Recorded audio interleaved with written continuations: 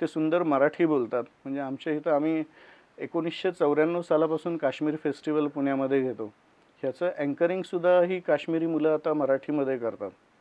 आमच्या इथली मराठी जी दिवाळीच्या सुट्टीमध्ये ही काश्मीरी मुलं ह्यांच्या लोकल मुलांच्या घरी जाऊन राहतात आणि उन्हाळ्याच्या सुट्टीमध्ये ही लोकल मुलं काश्मीरला जातात ह्या मुलांबरोबर राहायला, त्यांच्या घरी राहायला. आणि ते एकमेकांशी एवढे की त्यांना असं हा मी काश्मीरी आहे, हिंदू असं त्यांच्या मनामध्ये सुद्धा येत नाही. आणि हे सगळं करण्यासाठी तुम्हाला सरकारची मदत काय, तुम्ही स्वतःचे पैसे? नाही, आमची जी संस्था आहे संस्थेमधनं जो निधी उभा राहतो त्यामधनंच आम्ही हे घेतो. आम्ही स्वतःहून सरकारची कुठलीही मदत घेत नाही किंवा बाहेरूनही आम्ही डोनेशन्स मिळावे म्हणून कधी प्रयत्न करत नाही. पण म्हणतो हेतू चांगला होता, आम्ही काम करत गेलो आणि त्याच्यासाठी लागणाऱ्या ज्या गोष्टी होत्या त्या पण आम्हाला ऑटोमॅटिक उपलब्ध होत गेल्या. पण मी कुठेतरी वाचलं की मध्ये तुम्हाला कोणीतरी एक संस्थेने 5 लाख रुपये द्यायचे केले आणि तुम्ही ती नाकार दी, नको म्हणून.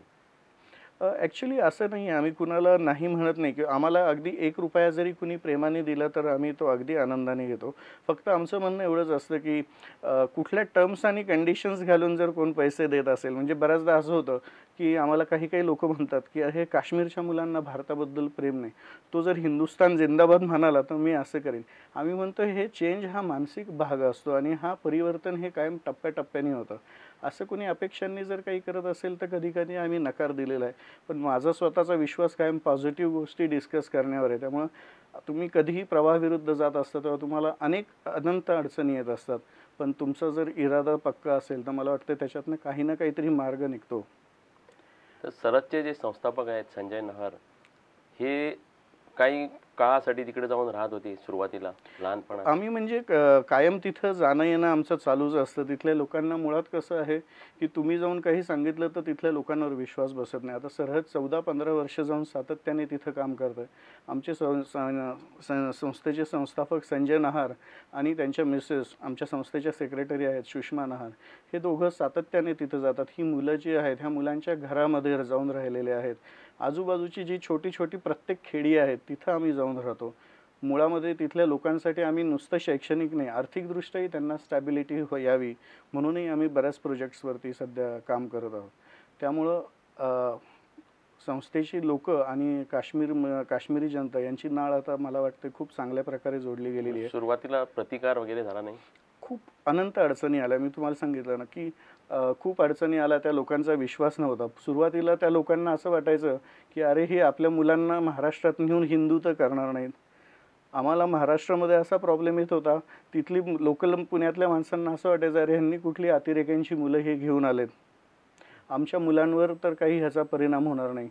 त्यामुळं आम्हाला अगदी टोकाचे त्रास दिले गेले, त्याचं हेही झालं. पण मला तरी असं वाटतं त्रासाबद्दल जास्त न बोललेलं चांगलं. पण त्रास आम्हाला झाले, भयंकर झाले. आम्ही त्याच्यातनं विश्वासाचं वातावरण तयार केलं आणि एकदा 7-8 वर्षाचा संघर्षाचा काळ गेल्यानंतर लोकांना विश्वास बसला की ह्यांचा विश्वास दृढ आहे आणि यांचे इरादे चांगले आहेत. मग लोकं उलट सहभागी होत गेली आणि आम्हाला सगळ्यांनी मदतसुद्धा केली. तुम्ही कधीतरी अशी भेट दिली असतात त्या भागात दंगल झाली आणि असा काहीतरी प्रकार तुम्हाला आला? हो, दंगल आणि हे तर कर्फ्यू लागणं ह्या तर गोष्टी अगदी कॉमन आहेत त्या एरियामध्ये. मग तुम्हाला स्वतःला काही भीती वाटली नाही? नाही, ॲब्सोल्युटली नाही वाटली भीती. बेसिकली कसं आहे की तुम्ही ज्या प्रकारचं काम सिलेक्ट केलेलं आहे तर ह्या कामामध्ये अडचणी येणार आहेत. कधीतरी तुम्हाला अगदी किडनॅपिंगसुद्धा होऊ शकतं, मारलंसुद्धा जाऊ शकतं. ह्या गोष्टींची जाणीव आमच्या सगळ्यांना आहे आणि ही गोष्टीची तयारी असेल तरच तुम्ही ह्या गोष्टी करू शकता. पण सुदैवाने आम्ही चांगल्या इराद्याने काम करतो तर आमचं आत्तापर्यंत काही प्रॉब्लेम आला नाही आणि पुढेही येईल असं मला वाटत नाही. कारण तुमचा हेतू जर स्वच्छ असेल तर मला वाटतं वाईट माणसंसुद्धा तुमच्याशी चांगली वागतात. सो आता कर्फ्यू संचारबंदी जी असते ती भरपूर कमी आहे? आता खूप कमी आहे. म्हणजे आता एखादा इन्सिडन्स झाला तरच कर्फ्यू वगैरे लावला जातो. अल-कायदा, तालिबान वगैरे तसं? नाही, आता खूप वातावरण बदललेलं आहे. मूळ म्हणजे कसं आहे की सातत्याने तुम्ही बघा 90च्या दशकापासून हे चालू झालं आहे. जवळजवळ 20-22 वर्ष, 24 वर्ष हा प्रॉब्लेम चालू आहे. आता तिथलं जे यूथ आहे, जे लहानाचं मोठं झालं आहे दहशतवाद बघताना, त्यांना असं वाटतं की आम्हाला हे काही नको आहे. आम्हाला फक्त आता पाहिजे प्रोग्रेस, शांतता आणि प्रोग्रेस. त्यांना तिथं अशा प्रकारच्या सुविधा पाहिजे आहेत. लोकही त्यांना भेटतात. तुम्ही खरोखर काश्मीर जर बघितलात तर काश्मीर हा स्वित्झर्लंडपेक्षाही सुंदर आहे. आपण जर इन्फ्रास्ट्रक्चरल गोष्टी तिथं उभारल्या तर जगातलं सगळ्यात आत्ताही जगातलं चांगलंच डेस्टिनेशन ते आहे. पण आपण प्रोफेशनलीसुद्धा तिथं खूप चांगल्या यंत्रणा उभारू शकतो.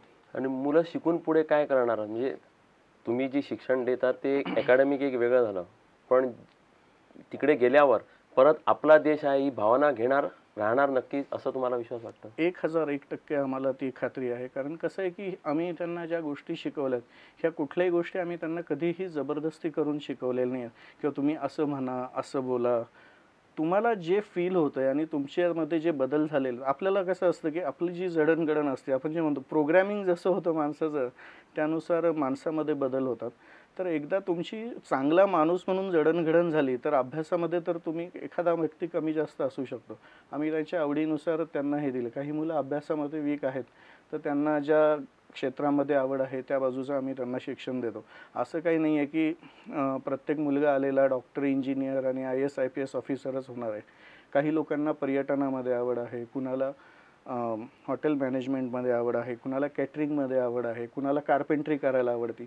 काही लोकं डॉक्टर इंजिनिअरिंगलाही जाणार आहे. पण ह्या सगळ्याचा बेस जो आहे, हा चांगला व्यक्ती असणं फार गरजेचं आहे.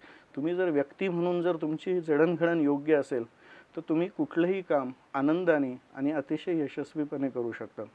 आणि मला असं वाटतं, की ही मुलं जाऊन कॅरेक्टरमध्ये जरी बदल झाला, म्हणजे आमच्यातलाच एक मुलगा होता. पहिल्यांदा तो ज्यावेळेस आला 2 वर्ष राहिला, तेव्हा त्याला घरातले काय म्हणायचे, की "तू परत ये.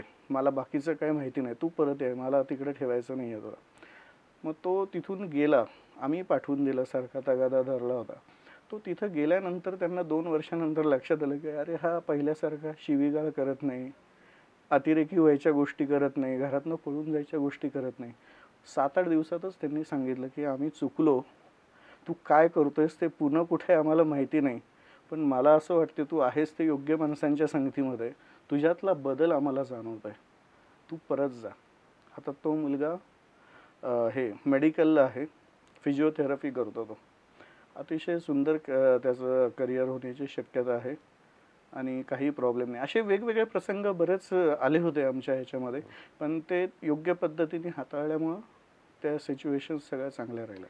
जे अतिरेकी झालेले आहेत त्यांना हाताळण्यासाठी लष्कर आहे, सरकार आहे, यंत्रणा आहे, सगळं आहे. पण अतिरेकी होऊच नये यासाठी सरकार काही करते का? राज्य सरकार किंवा केंद्र सरकार? अगदी तुम्ही खूप छान प्रश्न विचारलाय. बऱ्याचदा काय होतं, केंद्र सरकार जे आहे, म्हणजे मी एक तुम्हाला उदाहरण देतो, की डासांची जी निर्मिती होती, ती डबक्यामधनं निर्मिती होती आणि सरकार काय करतं, की हे तयार झालेले डास कसे मारायचेत याच्यावरती हजारो कोटी रुपये खर्च ते करतात. खर्च करतायत आणि डास मारण्याचे प्रयत्न करतायत. पण त्या डबक्यातनं डास हे सातत्याने तयारच होत आहेत. त्यामुळे तुम्हाला ही यंत्रणा कायमस्वरूपी राबवायला लागेल. ह्या प्रश्नाकडे असं बघितलं पाहिजे, की जे डबकं जे आहे, ज्याच्यातनं डास तयार होत आहेत, तेच जर आपण बुजवलं, तर डासच तयार होणार नाहीत आणि ह्या सगळ्या गोष्टी करायला करायला लागणार नाहीत. केंद्र सरकार किंवा इतर लेव्हलला फक्त काय होतं, की पॅकेजेस दिले जात आहेत.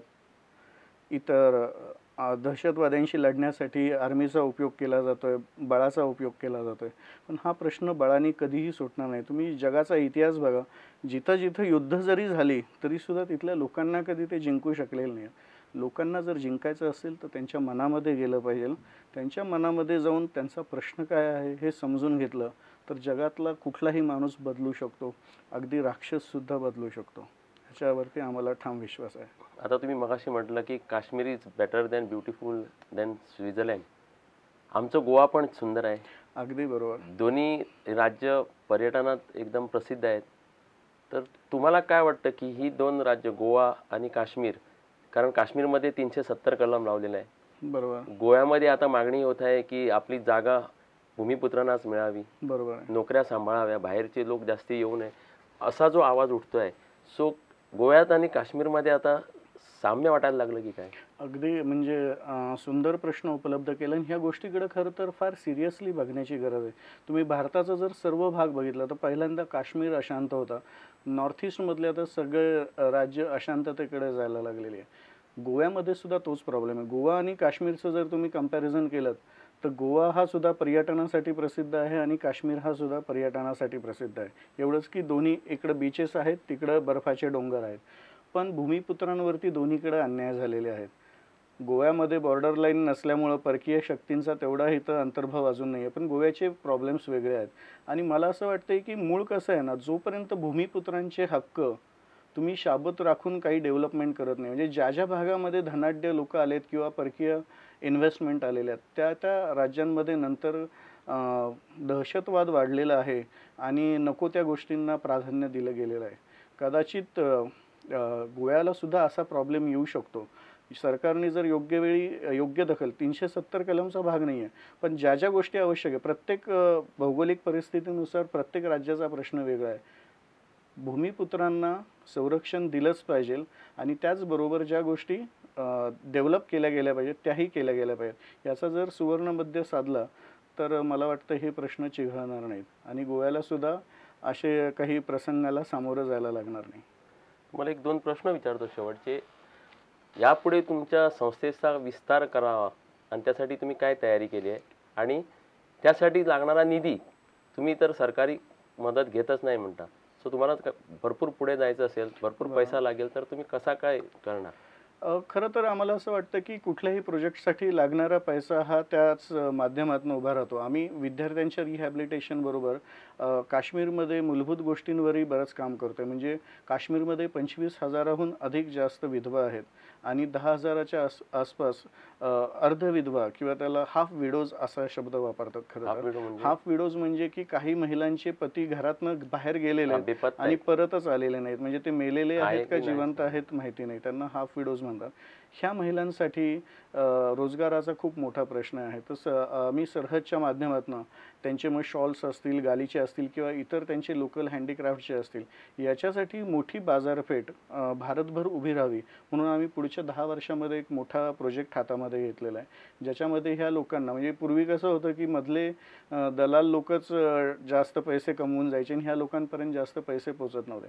आम्ही फक्त ह्या लोकांसाठी प्लॅटफॉर्म क्रिएट करून देणार आहे आणि ह्यातून जो काय रोजगार येणार आहे तो डायरेक्टली त्या लोकांपर्यंत जाणार आहे. तर आम्ही पुण्यामधनं ह्याचं रोल मॉडेल चालू करतोय आणि गोवा म्हणूनही आम्ही, म्हणजे स्पेसिफिकली मी गोव्यामध्येही ह्याच गोष्टीची आम्ही चाचपणी करतो. मला असं वाटतं की गोव्यामध्येही मोठ्या प्रमाणात ह्या हँडीक्राफ्ट आणि बाकीच्या गोष्टींसाठीची मोठी बाजारपेठ गोव्यामध्ये त्यांना मिळू शकते. तर आम्ही अशासाठीही प्रयत्न करतो आणि त्याचा निधी हा काही आम्हाला मोठा विषय वाटत नाही. खरं तर निधीसाठी कुठलीही गोष्ट टेक्निकली प्रोजेक्ट रिपोर्ट करून तयार केली तर त्या त्या गोष्टी व्यवस्थितपणे उपलब्ध होतात. सारांश म्हणजे सरहद्दाकडे इम्पॉसिबल हा शब्द नाही आहे. अगदी.